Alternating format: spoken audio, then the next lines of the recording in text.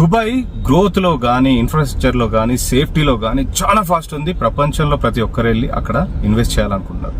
Dubai ఒక ఎడారి దేశం. అక్కడ ఆయిల్ తప్పితే ఏమీ దొరకదు. ఎండకి కోడిని తీసుకెళ్లి బయట పెడితే ఫ్రై అయిపోతుంది, గ్రిల్ అయిపోతుంది. ఆయిల్ రిసోర్సెస్ అయిపోతున్నాయి అని ఇంకా ఏమి చేస్తే బాగుంటుందని వాళ్ళు ఆ ఇన్ఫ్రాస్ట్రక్చర్ డెవలప్ చేస్తున్నారు. వేరే కంట్రీస్ వచ్చి అక్కడ ఇన్వెస్ట్ చేసే నెసెసిటీ క్రియేట్ చేస్తున్నారు. సో మనకేం మిస్ అవుతుంది? కానీ మన ఇండియా దాంతో పోలిస్తే 1000 రెట్లు ఉన్నాయి. మన ఇండియాలో 3 కాలాలు ఉన్నాయి. చాలా మంచి ఎన్విరాన్మెంట్ ఉంది, మంచి సాయిల్ ఉంది, మంచి రైతులు ఉన్నారు, అన్ని రకాల పీపుల్ ఉన్నారు.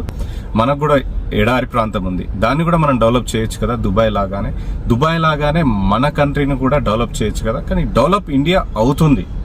ప్రపంచ దేశాల్లో 4వ ప్లేస్లో ఉంది ఎకానమీలో. కానీ దుబాయ్తో పోల్చుకుంటే చాలా తక్కువలో ఉన్నాం. మనకి ఇన్ని రీసోర్సెస్ ఉన్నా కూడా మనం ఎందుకు గ్రో అవ్వట్లేము? So necessity is mother of invention అంటారు కదా. అంటే అవసరం ఏదైనా క్రియేట్ చేస్తుంది అని. అంటే మనకి కడుపులు నిండి ఉన్నామా లేకపోతే మనకి ఇది చాలా అనుకుంటున్నామా మనకు తెలియదు. ఒక బిజినెస్ మ్యాన్గా ఒక బిజినెస్ పెట్టబోయే వాళ్ళు మీ ఆలోచనని కామెంట్ బాక్స్లో కామెంట్ చేసేయండి. Thank you so much.